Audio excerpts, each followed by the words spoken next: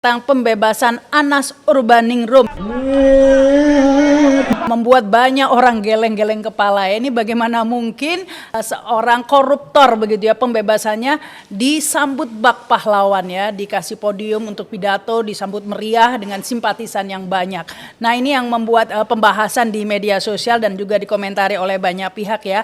Seperti kita ketahui bahwa mantan Ketua Umum Partai Demokrat sekaligus mantan Ketua Umum PBHMI ini ya terlibat kasus korupsi terkait proyek Pusat Pendidikan Pelatihan dan Sekolah Olahraga Nasional P3SON di Hambalang, Bogor, Jawa Barat. Dan yang menarik ini justru selanjutnya setelah bebas dikesankan bahwa Anas Urbaningrum ini adalah korban kriminalisasi begitu. Kalau kita lihat dari proses kongres di Bandung, itu sebenarnya proses untuk menahan seorang anak kecil, anak muda yang masih dianggap belum siap ini sudah dilakukan oleh SBY.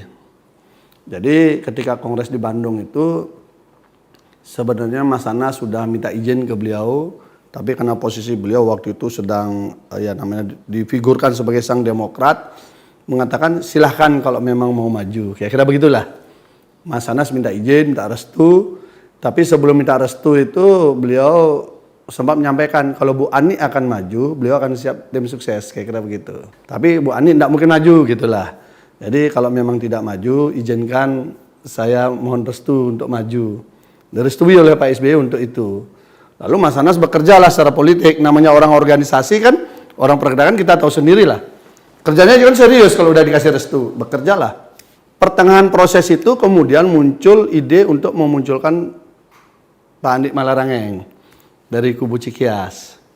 Nah, akhirnya berbagai cara dilakukan untuk meminta Mas Anas tidak melanjutkan kompetisinya. Udah disampaikan bahwa karena sudah bekerja panjang, tidak mungkin dia harus mundur. Kan pantang bagi orang aktif. Mas Anas orang Jawa, bisa jadi ketua umum partai, maka ini sangat riskan untuk tahapan berikutnya lah. Kira-kira begitu mungkin kan.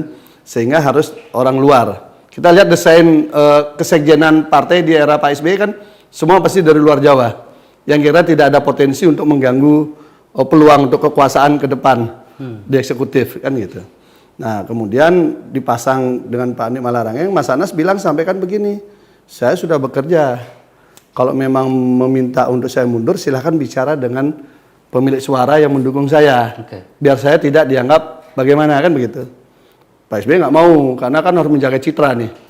Tapi diutuslah para menteri, bergiliran menekan Mas Anas untuk mundur. Saya kira di media udah ada juga. Hampir semua menteri lah yang dianggap mampu untuk mempengaruhi Mas Anas. Tapi Mas Anas tetap berjalan dan singkat cerita kan menang. Menangnya di sana jelas menang sebuah demokrasi yang indah, kompetisi yang sangat terbuka. Tetapi kita ini hanya fokus pemenangan di ketua umum waktu itu. Yang tidak dibaca sama teman-teman adalah pembahasan ADART waktu itu. Nah ini kan ada ADART yang sekarang kan ramai juga. Sebenarnya waktu itu sudah mulai ada masalah ADART. Jadi memang Pak SBY sudah menyiapkan sedemikian rupa, kalau barang ini lepas, kekuasaan masih ada di beliau. Jadi kalau dibagi 4 kekuasaan Demokrat pasca Kongres di Bandung, itu 3 itu dipegang oleh Pak SBY, 1 dipegang oleh Mas Anas. Ketua Dewan Pembina, Majelis Tinggi, kehormatan itu dipegang oleh Pak SBY 3, Mas Anas Ketua Umum. Jadi 3 kewenangan itu diambil oleh Pak SBY, 1 oleh Ketua Umum. Dan di Majelis Tinggi ini posisi Mas Anas sebagai Wakil Ketua Majelis Tinggi. Dah kan posisi itu? Nah, oke. Nah, ketika penyusunan pengurus pun, Mas Anas harus berbagi. Karena menghindari faksionalisasi yang ada yang dikalahkan, maka pola perangkulan dipakai. Sehingga di pengurus harian terbatas itu dibagi 3 lagi. Bayangkan nih, seorang Anas Urbaningrum, pemenang Kongres, di kekuasaan puncaknya dibagi 4, 3 dikuasai SBY. Di kekuasaan dia, di pengurus harian, itu dibagi lagi 3. Faksinya AU, faksinya MA, dan faksinya AM. Makanya di sini ada Max Pakoa, mewakili Marzuki Ali kan itu. Di sini ada Ramadan Pohan. Jadi berbagilah. Sehingga kita ini diminta sama Mas Anas legowo. Nggak usah masuk di pengurus harian terbatas lah, masuk di departemen di mana. Bagi kita nggak masalah. Akhirnya kita kebagian di bawah lah kan gitu. Dalam desain kepengurusan seperti itulah kemudian dinamika ini sebenarnya sudah mulai berjalan. Yang kita seringkali tidak membacanya dengan baik ya. Kompetisi ini keras ini. Pak SBY sudah mulai merasa terganggu. Muscap, Musda, apa itu selalu dimenangkan sama yang didukung Mas Anas. Kira-kira begitulah. Membuat sedikit gundah Pak SBY kan. Apalagi masuklah, ya para menteri ini kan kerjanya tiap hari kan mengatakan hati-hati Anas kan gitu ya. Sehingga mungkin menambah kekhawatiran sampai puncaknya yang saya dengar langsung dari Mas Anas itu adalah Musda Sulawesi Utara. Nah, Musda Sulawesi Utara inilah puncak kemarahan Pak SBY terhadap Anas. Beliau sampai mengirim BBM untuk membuat perhitungan dengan... Ada BBM? Ada waktu itu. Bunyinya seperti? Keras lah. Mas Anas mungkin lebih cocok karena beliau menerima. Nah, kemudian intinya pokoknya nggak terima cara Anas lah mengelola partai karena waktu itu di Sulawesi Utara beliau memasang figur almarhum Pak Sarundayan sebagai calon ketua DPD. Nah, kemudian DPC meminta wali kota Pak Lumendut misalnya, yang sekarang di Nasdem itu kan. Nah, ini pertarungannya jadi seru. Nah, Enji ada di pihak wali kota. Ini biar agak paham pasal-pasalnya. Singkat cerita, Enji itu Angela Sonda. Kan dia dari sana, walaupun dari Magelang dapilnya kan, berperada. Johnny Allen mungkin bisa cerita nih, karena Johnny Allen ikut turun di situ. Saya nggak ikut turun, tapi saya cerita dari cerita Mas Anas itu, waktu saya tanya, kenapa kok jadi begini Pak SBY dengan Mas? Dulu kan dipercaya sekali gitu loh, tampaknya marah gitu. Nah Mas Anas ini berpikir begini, selalu pola mengelola organisasi itu meritokrasi. Jadi mana yang diinginkan DPC, itu yang disupport, kira-kira begitulah. Karena mereka berpikir, Anas berpikir kan daerah yang bekerja. Sementara SBY harus A, harus B, harus C diikutin. Puncaknya di sana marahnya dengan mengeluarkan pernyataan akan buat perhitungan lah. Kurun waktu dari 2011 ke 2012 sebenarnya eskalasi untuk menyingkirkan Anas ini sudah muncul ini keras. Nah, ketika kemudian Nasar masuk memainkan isu menyebut nama Anas, inilah kemudian deras sekali. Tetapi proses penyingkiran Anas waktu itu masih halus. SBY tidak langsung turun tangan. Nah, kalau saya ibaratkan ini kalau orang main bulu tangkis, ini SBY berusaha nyemes, main drop shot, tapi Anas selalu jawab dengan lob panjang terus. Sabar dia menghadapinya gitu loh. Sampai kemudian membentuk FKPD, Forum Komunikasi Pendiri Partai Demokrat. Apakah itu dikenal di dalam Undang-Undang Dasar? Ada. Oke. Tapi itu dibangun oleh SBY, di mana Pak Vencer Rumangkang sama Pak Sultan Batugana almarhum itu menjadi sekretaris sekjennya, Pak Vencer sebagai ketuanya. Desainnya adalah menggunakan tangan para pendiri dan deklarator ini untuk menyingkirkan Anas. Kita itu baca betul itu. Lalu mereka membuat kegiatan. Itu bulan 2012, Juni 2012. Juni 2012, jadi kalau kita urut ya. Jadi dari 2010, 2011 pertarungan Musda Muscap, 2012 sudah mulai kalut Pak SBY dengan susahnya mengendalikan pertumbuhan politik Anas. 2012 pertengahan sudah mulai penghantaman terbuka dilakukan, tetapi lewat tangan forum pendiri dan deklarator Partai Demokrat. Mereka membuatlah silaturahmi nasional di Sahid. Saya masih ingat sekali itu. Uniknya, acara itu tidak sepengetahuan ketua umum. Artinya Anas ini tidak dilibatkan dalam itu. Ini kan dalam sebuah organisasi partai politik kan undang-undang parpol kan jelas ketua umum yang pegang otoritas. Tapi di sini SBY mencoba memberikan ruang kepada FKPD untuk tampil. Nah, di acara itu SBY pidato. Anas tidak hadir. Katanya diundang lewat DPP. Nah, ini lucu memang waktu itu sudah, kalau publik membaca waktu acara FKPD waktu itu sudah terbaca sebenarnya bagaimana skenario untuk menyingkirkan Anas dari ketua umum Partai Demokrat. Di sanalah pertama kali SBY mengeluarkan pidato yang menyatakan yang bermasalah secara hukum keluar dari Partai Demokrat. Kami kebetulan punya videonya. Kita saksikan dulu. Yang tidak suka ini beda lagi dengan nih. kebijakan Ini yang kedua ini. penyelamatan partai Kita yang saksikan. dipimpin oleh Ketua Majelis Tinggi Partai, kita persilahkan untuk meninggalkan partai. Ada Ketua Umum Partai Demokrat, Saudara Anas Urbaningrum, yang tetap menjadi Wakil Ketua Majelis Tinggi Partai. Sementara saya memimpin langsung gerakan penataan, pembersihan, dan penertiban Partai Demokrat ini, saya berikan kesempatan untuk lebih memfokuskan diri pada upaya untuk menghadapi dugaan masalah hukum yang sedang ditangani oleh KPK. Ini yang kedua. Ini yang kedua. Yang pertama Yang pertama itu bulan Mei 2012. Oke. Ini 2013 Februari.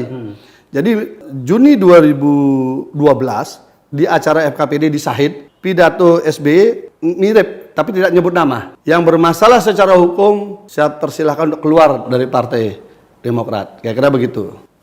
Saya kebetulan menemani Mas Anas, kita nonton di tempat lain, tidak hadir di acara di Sahid. Kami dengan berapa orang, ya ada berapa pengurus teras pengurus harian juga, kita keluar menonton dari tempat lain. Kan itu acara di TV bisa kita lihat. Sambil makan-makan kita lihat itulah. Dari melihat acara itu, teman-teman DPD DPC sebenarnya waktu itu sudah coba mau digiring agar acara itu bisa berubah menjadi munaslup. Jadi kongres luar biasa. Itu desainnya mau dibuat kongres luar biasa. Tetapi waktu itu jelas posisi DPD dan DPC mayoritas adalah pendukung AU. Tidak jalan lah. Saat itu Pak Sultan Batugana menyampaikan kecewa kok Anas nggak datang dan sebagainya. Tapi memang prosedur mengundangnya memang tidak fair juga. Tidak diberikan langsung kepada beliau sebagai ketua umum. Kegiatannya tanpa izin beliau. Ini semua disetting dari Cikias. Lalu tahap berikutnya masih berjalan ini. Nah, TikTok ini terus dicari. Para menteri, para pengurus teras partai disuruh berbicara agar survei menurun, Anas mundur gitu. Terus ini narasi dibangun. Tapi kan legalitasnya nggak ada, legalitas politik juga nggak ada. Kenapa orang harus mundur? 100 juga belum ada. Orang baru disebut-sebut saja gitu. Nah, akhirnya masuklah sampai di akhir tahun itu udah semakin meningkat. Awal tahun 2013. Jadi ini kalau kita runtut ini akan ketemu sekali bahwa ini memang permainan bukan pendek. Masuk di bulan Februari, tampaknya SBY sudah nggak tahan untuk menggunakan nabok nyilih tangan lewat tangan orang lain lagi. Wah, ini kayaknya pakai menteri ini gagal, pakai FKPD gagal, pakai ini gagal, semua cara digagal. Belum lagi, jujur aja, saya sering ketemu dengan Mas Anas di rumah, banyak sekali kita temukan hal-hal yang penggunaan tangan-tangan kekuasaan waktu itu. Alat sadap kita temukan di rumahnya, dipasang. Kemudian tiap hari itu dagang berganti-ganti. Menurut Anda siapa yang sudah yang punya kekuasaan lah yang bisa melakukan itu kan. Jadi di pressure betul secara psikologis, tempat tinggal Anas itu betul-betul dikurung oleh kekuasaan untuk dicari siapa yang hadir dan sebagainya, semua termonitor lah. Itu kan tentu eskalasi udah meningkat itu di Februari awal. Sebenarnya akhir Januari sudah. Lalu SBY ke Jeddah, ya ini yang paling legend lah. Karena pertama kali seorang presiden khusus ngomongin kasus, dia ngomongnya dari Jeddah. Tanggal 4 itu. Nah ini biar berurut. Tanggal 4 berbicara dari Jeddah, yang mungkin nanti itu sempat diulang sama Mas Anas kan. Waktu itu waktu kami dampingi itu Mas Rahmat ikut juga waktu itu dampingi ya. Kami ada videonya. Ada. Tolong ditampilin. Nah itu. Ya ini. Kita saksikan dulu. Pasti sahabat-sahabat ingat ada pidato politik dan hukum dari Pak SBY yang sangat monumental dari Jeddah, dari tanah yang mulia, istilah Pak SBY, dari tanah yang mulia ini beliau meminta kepada KPK untuk segera mengambil kesimpulan yang konklusif. Kalau salah ya salah, kalau tidak salah saya ingin tahu kenapa tidak salah. Kira-kira begitulah. Yang saya tahu belum pernah Pak SBY bikin statement hal yang sama kepada kasus-kasus yang lain. Tentu itu bermakna spesial buat saya karena waktu itu beliau adalah Ketua Dewan Pembina, Ketua Majelis Tinggi, Ketua Dewan Kehormatan, saya sebagai Ketua Umum.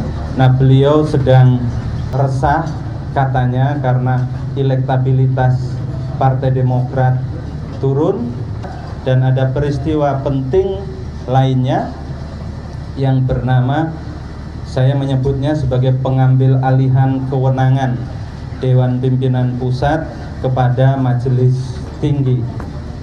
Di dalam salah satu poinnya adalah memerintahkan pada Ketua Umum saya untuk konsentrasi menghadapi masalah hukum. Yang saya tahu waktu itu status saya di KPK adalah sebagai terperiksa proses penyelidikan, belum saksi apalagi sebagai tersangka. Nah, itu kan. Jadi bayangkan itu dari 2011 Musda Muscap, 2012 mengundangkan FKPD, awal tahun itu akhirnya SBY sudah sepertinya semua operator gagal melawan Anas karena dilawan dengan Anas dengan halus, tidak pernah frontal. Mas Anas ini tidak pernah frontal melawan SBY, selalu diikuti alurnya, langgamnya beliau diikuti sehingga susah ditaklukkan. Nah akhirnya 4 Februari SBY mungkin sudah nggak tahan. Nah di sini desain sebenarnya kalau kita sudah baca bersama-sama di Duren Sawit waktu itu, SBY sudah mendesain bersama oknum di KPK bahwa Februari harus sudah selesai ini. AU harus sudah selesai, pengambil alihan sudah bisa dilakukan. Tar dulu, ini serius. Mendesain untuk menghajar Anas dengan melakukan apa tadi? Ya, Mendesain satu jalan adalah tinggal di KPK. Iya, mendesain dengan oknum di KPK. Iya. Seperti Anda katakan tadi. Jadi alurnya begini. Ketika tanggal 4 itu kan jelas pidato SBY kepada KPK. Spesial sekali. SBY pidato dari Jeddah menyampaikan kepada KPK dengan bahasa kalau salah katakan salah, kalau tidak salah tolong jelaskan kenapa tidak salah. Mestinya kalau salah katakan salah, kalau benar ya katakan benar. Ya. Kalau terbukti katakan terbukti, kalau tidak terbukti katakan tidak terbukti. Oke. Itu logikanya. Nah, karena narasi kalimatnya seperti itu bahasa politik yang dibaca, pesan kekuasaan kepada KPK bahwa barang ini harus sudah selesai.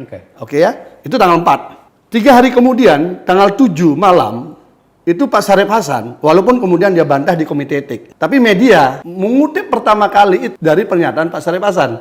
Mengatakan bahwa Anas sudah tersangka. Ini tanggal 7. Ini tanggal 4, tanggal 7. Tanggal 7 malam itulah kemudian muncul sprindik bocor yang tanpa ada gelar perkara, dua komisioner sudah tanda tangan. Siapa komisioner itu? Pak Abraham Samad dengan BW. Kalau nggak salah Pak Pandu juga sempat disuruh tanda tangan, tapi kemudian menarik tanda tangannya. Saya clearkan dulu. Jadi yang tanda tangan di sprindik yang bocor itu adalah Pak Abraham Samad dengan BW dan Bambang Wijoyanto. Ya di situ kan. Nah, kemudian kan akhirnya ada komite etik tuh kan. Rame lah.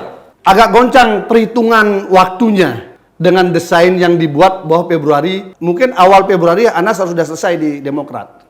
Karena sebelumnya kan sudah diikat ada fakta integritas, kalau satu tersangka harus mundur, sudah dikondisikan semua. Posisi Anas sudah terkurung nih. Nah, ketika tanggal 7 sprindik bocor, berubah peta. Tetapi langkah ini sudah kadang Pak SBY ambil alih langsung. Sehingga tanggal 8, nah ini tanggal 8 nih, kalau kita bicara kapan SBY secara vulgar mengambil alih kewenangan Ketua Umum Demokrat, yaitu Bapak Anas Urbaningrum, Mas Anas itu ada 8 Februari. Ketika 8 Februari itu ada rapat majelis tinggi. Anas hadir, Marzuki Ali hadir, Ibas hadir, Joni Allen juga hadir. Hanya mereka semua diam. SBY di sana menyatakan ada 8 butir penyelamatan Partai Demokrat. Ke-8 butir ini isinya yang tadi itu, salah satunya. Itu kalau salah Mas Anasnya butir ke-7 tuh. Jadi 8 butir ini semua isinya adalah ketua majelis tinggi yang ngambil alih semua.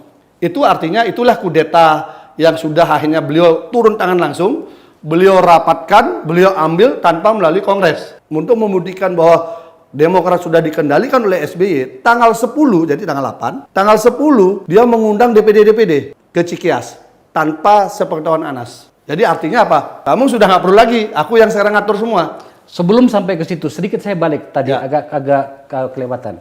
Tanggal 7 itu sprindik bocor di Cikeas. Ya, artinya sprindik setelah Syarif Hasan berbicara, muncul di media, akhirnya muncullah sprindik bocor itu beritanya. Ini kan di media nih kan? Akhirnya terbuka lah akhirnya. Kemudian muncul komite etik macam-macam yang akhirnya boleh kita katakan itu komite etik prosesnya agak melindungi komisioner kan? Pertanyaan kita sebenarnya adalah, bagaimana Anda yakin bahwa sprindik itu adalah bagian dari kesepakatan yang Anda sebutkan tadi? Jelas. Tanggal 4 SBY pidato Presiden dari Jeddah menyampaikan kepada KPK untuk tolong jelaskan statusnya Anas. Ini alurnya kan jelas. Tanggal 4. Tanggal 7 malam Syarif Hasan menyampaikan, tapi dibantah ya, dibantah di komite etik oleh Pak Syarif Hasan. Tetapi media waktu itu mengangkat, tanggal 7 malam itulah kasus sprindik bocor itu muncul ke publik. Jadi 7 malam. Tanggal 8 malam SBY memimpin kendali karena sudah goncang begitu, ngambil alih langsung Demokrat, Anas nonaktif. Kira-kira begitu. Anas, Anda masih wakil ketua majelis tinggi, tetapi seluruh kewenangan DPD, DPC, fraksi ada di ketua majelis tinggi. Dalam anggaran dasar, apakah Nah, majelis tinggi memiliki kewenangan itu? Nah, nggak boleh. Itulah makanya disebut dengan pengambil alihan. Hanya di rapat itu hanya Mas Anas sendiri yang berbicara menolak itu. Sendiri. Jadi waktu itu menurut Mas Anas, cerita Mas Anas, maunya SBY pidato, membacakan 8 butir penyelamatan Partai Demokrat didampingi oleh semua majelis tinggi. Tapi karena Anas posisi menolak, maka beliau sendiri. Artinya beliau sudah langsung ambil alih nih. Ya, ngambil alih pidato, isinya adalah mengambil alih semua lah. Kemudian dalam bentuk faktanya, beliau tanggal 10 bikin acara. Oke. Ini urutannya ketemu. 10 bikin acara, jelas ini ya, ternyata belum juga tersangka nih Anas ini. Padahal sepertinya bocor tanggal 7 kan. Logikanya kalau enggak bocor tanggal 7, mungkin tanggal 8 sudah diumumkan tersangka. Ya. Tapi sudah bocor, ternyata belum ada gelar perkara. Nah, akhirnya tanggal 10 mereka rapat dengan DPD. Di situ SBY menunjukkan bahwa saya loh yang sekarang ngatur Demokrat, bukan Anas. Dan Anas tidak hadir di situ. Tapi Anas ini pinter main nih. Tanggal 9, Anas bikin acara di Lebak. Itu acara Iti Octavia yang mau nyantet Pak Muldoko itu. Bikin acara di situ. Pelantikan PAC atau apa gitu loh. Jadi Anas ini kan mainnya ngelawannya begitu. Aku masih eksis loh jadi ketua umum. Jadi tanggal 9 dia main di situ. Tampil acara apa, tanggal 8 dia ambil alih, tanggal 9 dia bikin acara gitu, tanggal 10 SBY ngumpulin DPD. Anas nggak diajak. Berhenti di sana tidak. Lalu tanggal 14, nah ini sebenarnya reaksi rencana ke arah Kongres luar biasa. Kita membacanya waktu dari Duren Sawit begitu. Jadi SBY mendesain ketika kewenangan ada di majelis tinggi, dia mendesain Rapimnas. Rapimnas yang nanti bisa kemudian dikembangkan menjadi KLB. Itu bacaan kita di Duren Sawit. Undangnya lucu. Tanggal 14 itu undangan itu ditandatangani oleh sekretaris majelis tinggi dan sekjen DPP Partai Demokrat. Jadi yang tanda tangan Pak Jerwace dan Ibas. Di mana organisasi seperti itu? Kalau memang majelis tinggi ngambil kan mestinya Pak SBY tanda tangan sama Jerwace dong. Sebagai sekretaris kan, Pak SBY ketua majelis tinggi. Ini enggak, Pak SBY ingin bersih juga tangannya. Jadi yang undangan itu dilakukan Jerwace bersama Ibas. Ibas sebagai sekjen. Sekjen DPP. Jadi tulisannya surat itu undangan kepada pemilik suara dan tidak boleh diwakilkan. Ngerti kan? Ketika bahasa tidak boleh diwakilkan, berarti itu pemilik suara yang harus hadir. Nah, kita udah baca itu. Mas, ini gimana? Iya, kayaknya ini mau digarap, mau ke arah KLB nih. Rapimnas, gini. Tetapi kan statusnya Mas Anas waktu itu belum juga jadi tersangka. Ini Pak, tampaknya bikin SBY gregetan nih sama KPK nih. Nggak imbang ngikuti. Gara-gara tanggal 7 seprindik bocor, jadi ini belum keluar. Akhirnya tanggal 17, ini jadi 14 bikin surat, tanggal 17 bikin Rapimnas. Kita sudah hitung, di tanggal 17 ini, antara 14 sampai 17, kemungkinan besar Anas akan jadi tersangka nih. Sehingga ketika acara tanggal 17, itu sudah posisi segera diganti, kayak gitu kan. Nah, ini setting lah. Nah, waktu itu kita sudah berpikir, kalau memang diubah menjadi KLB, bisa jadi hasilnya terbalik. SBY yang diberhentikan jadi ketua Dewan Pembina. Waktu itu kita sempat siap-siapkan itu Pak Mubarok malah waktu itu. Kita waktu itu ngomong sama Mas Anas kan. Ya, Ahmad Mubarok. Ya, jadi gimana nih Mas kalau begini? Ya udah kita tanya teman-teman DPC, DPD aja nanti. Karena waktu itu cukup banyak daihatnya AU ya. Waktu itu. Akhirnya tanggal 17 itu di Sahid juga. Acara di Sahid juga. Saya masih ingat sekali, tanggal 16 malam, itu Anas dipanggil sama SBY ke Cikias. Saya nunggu di Duren Sawit. Pulang dari Cikias. Kalau nggak salah waktu itu Mas Rapat temani ke sana ya? Iya. Nanti diceritakan. Ya. Oke. Jadi kita sempat makan di kaki 5, habis itu baru ke rumah. Sampai di situ, besok aman-aman saja. Tidak ada apa-apa. Ya kira gitulah. Lalu saya diwawancari wartawan pas keluar sekitar jam 1:30, jam 2 dini hari lah itu. Diwawancari wartawan, saya sampaikan besok biasa-biasa saja. Kita kan biasa, apapun ada di dalam internal Demokrat waktu itu, kita tidak pernah umbar keluar. Padahal ini sudah sangat keras sekali nih. Jadi skenario itu sudah skenario nih. Jadi SBY membuat skenario Rapimnas yang ditandatangani Jerwace sama Ibas. Kemudian itu akan dibuat kalau nanti pertengahan jalan tuh Anas tersangka akan jadi ini. Sampai tanggal 16 malam belum juga tersangka. Maka tanggal 17 acara itu menjadi acara biasa-biasa saja. Seperti nggak ada apa-apa. Anas hadir. Kenapa, menurut Anda kenapa KPK waktu itu belum mentersangkakan? Itu belum tahu. Nah, kemudian setelah selesai Rapimnas, mungkin tekanan seperti itu, Anas baru ditersangkakan tanggal 22 Februari. Artinya berapa hari dari setelah 5 harian. 5 harian. Nah, jadi setelah tanggal 17, 5 harian baru jadi tersangka. Jadi tersangka tanggal 22 Februari. Jadi bayangkan dari tanggal 4 ini, dinamikanya sangat tinggi. Hanya tanggal 22 Februari menjadi tersangka. Lalu besoknya Mas Anas mundur. Berhenti, menyatakan berhenti sebagai komitmen tanda tangan fakta integritas yang memang dibuatkan kan. Yang fakta integritas itu ternyata kan tidak dijalankan sekarang. Yeah. Mereka yang terlibat pun sekarang jadi pengurus kan. Siapa saja? Ya adalah nanti biar Mas Rahmat lah yang cerita. Oke. Nah itu kan. Nah tanggal 22 Februari jadi tersangka, 10 Januari baru diproses kasusnya. Hampir 11 bulan. 10 bulan lebih. Didiamkan. Tapi kekuasaannya Anas di Partai Demokrat udah berhasil diambil. Jadi proses pengambil alihan ini panjang. Saya mau perjelas soal ini.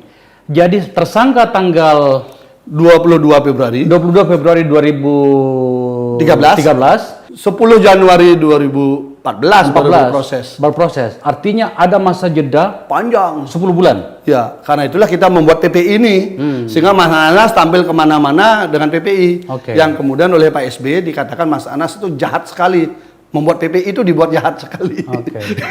Itu kisahnya. Jadi kalau kita bicara yang kudeta sekarang ini sebenarnya yang gaya-gaya Pak Muldoko ini ya ini mungkin kan lebih pendek. Kalau yang dilakukan Pak SBY dengan Mas Anas ini panjang sekali. Karena dilawan TikTok sama Mas Anas. Ini juga membuktikan sebetulnya bahwa Pak SBY gagal